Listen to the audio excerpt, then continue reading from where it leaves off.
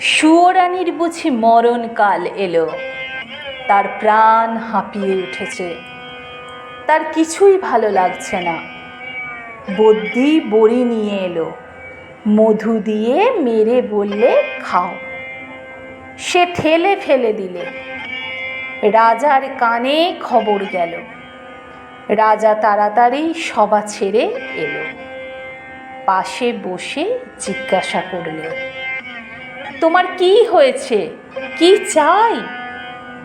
সে গুমড়ে উঠলে, তোমরা সবাই চাও, একবার আমার স্যাঙাতনিকে ডেকে দাও। স্যাঙাতনি এলো। রানী তার হাত ধরে বললে, সই, বসো, কথা আছে। স্যাঙাতনি বললে, প্রকাশ করে বলো। সুয়োরানী বললে, আমার 7 মহলা বাড়ির একধারে 3টি মহল ছিল দুয়োরানীর, তারপরে হলো 2টো, তারপরে হলো 1টা, তারপরে রাজবাড়ি থেকে সে বের হয়ে গেল। তারপরে দুয়োরানীর কথা আমার মনে রইল না। তারপরে একদিন দোলযাত্রা। নাট মন্দিরে যাচ্ছি ময়ূরপঙ্খী চড়ে।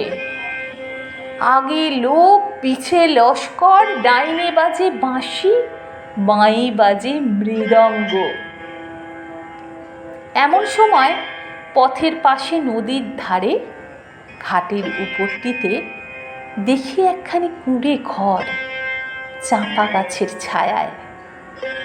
বেড়া বেয়ে অপরিচিতার ফুল ফুটেছে।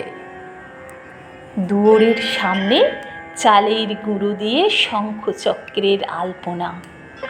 আমার ছত্রধারিণীকে শুধোলেন, আহা, ঘরখানি কার? সে বললে, দুয়োরানীর। তারপরে ঘরে ফিরে এসে সন্ধ্যার সময় বসে আছি। ঘরে প্রদীপ জ্বালিনি, মুখে কথা নেই।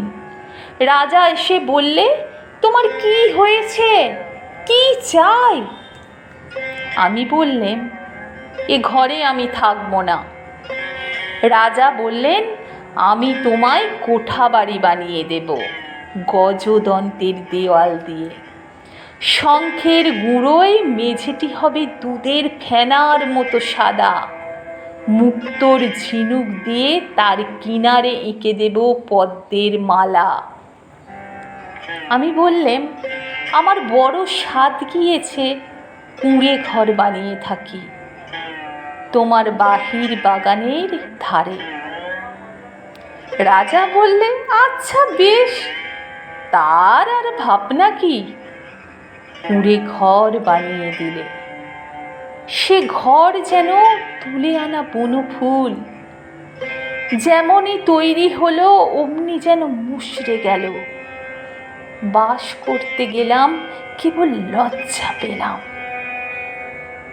তারপরে একদিন স্নান যাত্রা, নদীতে নাইতে গেছি, সঙ্গে 107 জন সঙ্গিনী। জলের মধ্যে পালকি নামিয়ে দিলে, স্নান হলো।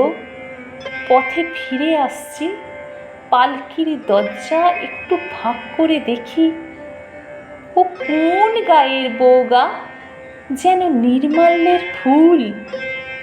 হাতে সাদা শাঁখা, পরনে লাল পেরে শাড়ি, স্নানের পর ঘড়াই করে জল তুলে আনছে। সকালের আলো তার ভিজে চুল আর ভিজে ঘড়ায় পরে ঝিকিয়ে উঠেছে। ছত্রধারিণী হেসে বললে, চিনতে পারলে না? ওই তো দুয়োরানী। তারপরে ঘরে ফিরে একলা বসে আছি, মুখে কথা নেই। রাজা এসে বললে, তোমার কি হয়েছে, কি চাই? আমি বললাম, আমার বড় স্বাদ রোজ সকালে নদীতে নিয়ে মাটির ঘড়ায় জল তুলে আনবো বকুলতলার রাস্তা দিয়ে। রাজা বললে, আচ্ছা বেশ, তার আর ভাবনা কি? রাস্তায় রাস্তায় পাহারা বসলো, লোকজন গেল সরে। সাদা শাঁখা পরলেন, আর লাল পেরে শাড়ি, নদীতে স্নান সেরে ঘড়াই করে জল তুলে আনলেন। দুয়ারের কাছে এসে মনের দুঃখে ঘড়া আছড়ে ভাঙলেন।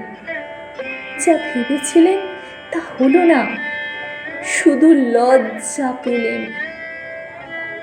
তারপরে সেদিন রাস যাত্রা।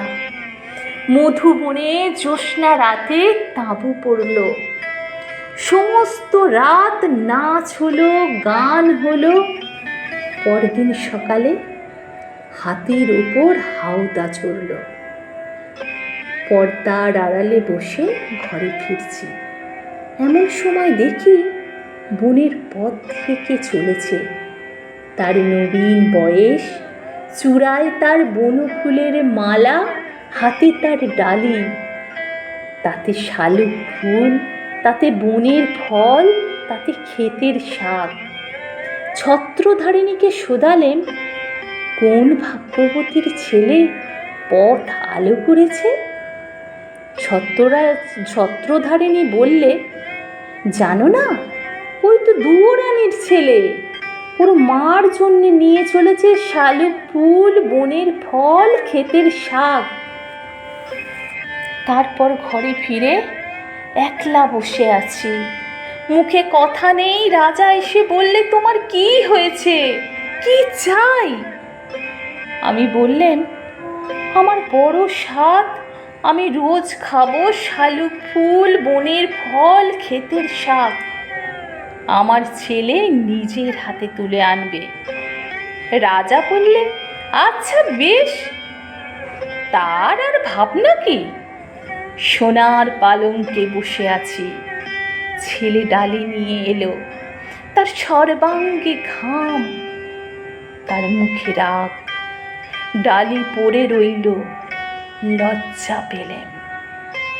তারপরে আমার কি হলো কি জানি, একলা বসে থাকি, মুখে কথা নেই।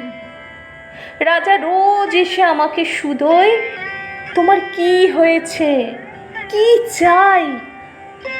সুয়োরানী হয়েও কি চাই সে কথা লজ্জায় কাউকে বলতে পারি নাই। তাই তোমাকে ডেকেছি সেনাপনি, আমার শেষ কথাটি বলি তোমার কানে।